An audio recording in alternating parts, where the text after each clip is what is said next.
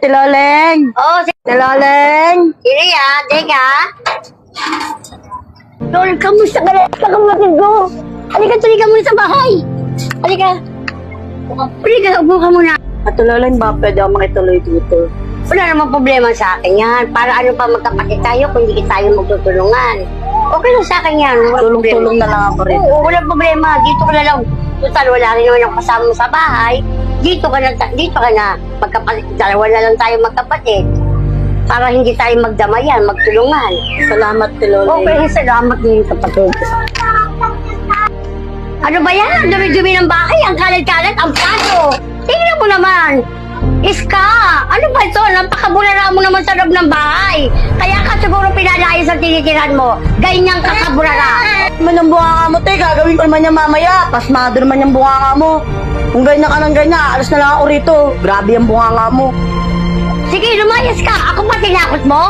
Ayan, layas ka. Ako. Grabe ang bunganga mo. Nakakabisit. Alam mo, ganda-ganda ng bahay mo. Bao naman. Bulok pa. Makapal ang mukha mo. Makasama kita tulungan. Pagsulit sa pamamahay ko, ganyan ka ba? Wala kang husay na loob. Wala niya ka. Ano na kaya ako nito? Saan kaya ako pwede matulog? Yun, tama-tama. Ka-apply ako dun. Tao po. Sandali, teka lang. Apply po sana ako ng katulong. Tao po ba dyan? Wait lang! Ito na! Ano ba to? Good morning, sir. Mag-apply po sana ako ng kasambahay. Ano pong pangalan niyo ulit? Ska po, sir. Ano ka ba sa mga gawaing bahay? Lahat ba kaya mo mga hugas ng plato? Kasi lagi ako wala dito. Baka may mawala dito sa bahay. Ha? Sir, kaya ko pong gawin lahat yan. Kabala ang swelduhan dito, ha? Huwag ka umasa ng malaking sweldo dito kasi iisa ka lang dito. Libre naman lahat. Kahit ano man dyan, pwede mong kainin. Na, pag mo lang kakainin yung mga tinatabi ko. Ha? Po, sir, okay lang. Basta wala problema sa sahod. Sige, pwede ka na magsimula ngayon. Basta, ayusin mo ha. Pati yung mga gamit mo, may kwarto ka dun sa may likod.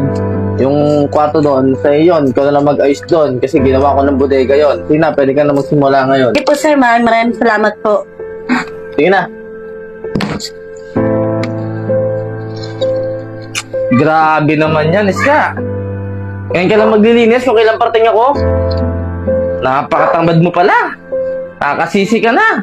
Ano nga yung baso? Grabe ka.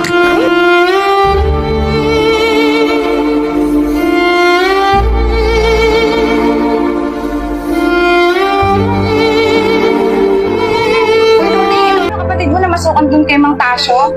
Alam mo naman yung ugali nun sa mga kasambahay. Uy, wala kang magagawin. Salta ka nga. Uy, Ayaw mo siya, matigal sa ng ulo niya. Kung nakikinig siya sa akin, hindi siya na masukan siya kay Bantasyo.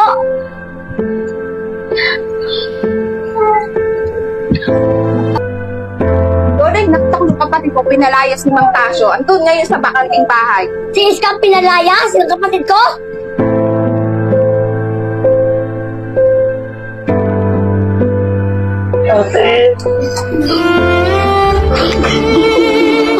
Sorry sa'yo. Magkakaganyan na. Gusto ko na yun.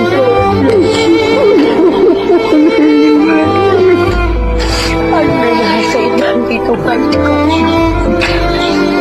Dahil sorry, Magtasyo, ate.